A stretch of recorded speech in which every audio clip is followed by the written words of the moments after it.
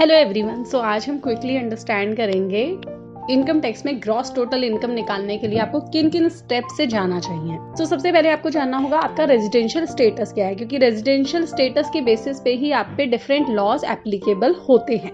अगर आप Indian resident हैं तो टैक्सेबिलिटी आपकी डिफरेंट कैलकुलेट होगी, अगर आप नॉन रेजिडेंट हैं तो आपकी टैक्सेबिलिटी डिफरेंट कैलकुलेट होगी।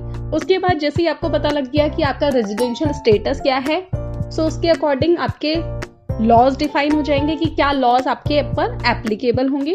After knowing your residential status आपको जानने की जरूरत है कि आपको किन किन हेड्स में इनकम रिसीव हो रही है, इनकम टैक्स के किन किन हेड्स में आपको इनकम रिसीव हो रही है।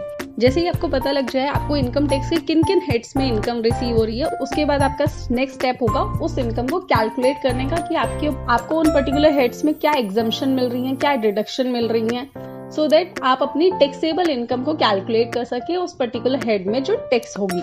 इन सभी स्टेप को करने के बाद आपके पास नेक्स्ट स्टेप आता है applying clubbing provision. Income tax act कहता है कि अगर आपके पास कोई इनकम आ रही है और उस इनकम को आपने रोटेट कर रखा है अपने स्पाउस, अपने चिल्ड्रंस के नाम पे, एग्जाम्पल आपने कोई एफडी करा रखी है, उस एफडी से आने वाली जो इनकम होगी वो टैक्सेबल आपकी स्पाउस या आपकी माइनर चाइल्ड के हाथ पे नहीं होगी, उस इनकम की टैक्सेबिलिटी आपकी इनकम के साथ ही होगी। तो ये बेसिकली ब्रीफ है अबाउट द क्लबिंग प्रोविजन। इसके बारे में डिटेल हम डिस्कस करेंगे सेपरेट वीडियो में। उसके बाद आपको लगाने हैं set of and carry forward के प्रोविजन। इनकम टैक्स एक्ट ने कुछ लॉसेस बताए हैं, कुछ लॉसेस डिफाइन किए हैं जिन लॉसेस को आप कैरी फॉरवर्ड कर सकते हैं और फ्यूचर में आपके जो प्रॉफिट्स होते हैं उसके साथ सेट ऑफ कर सकते हैं।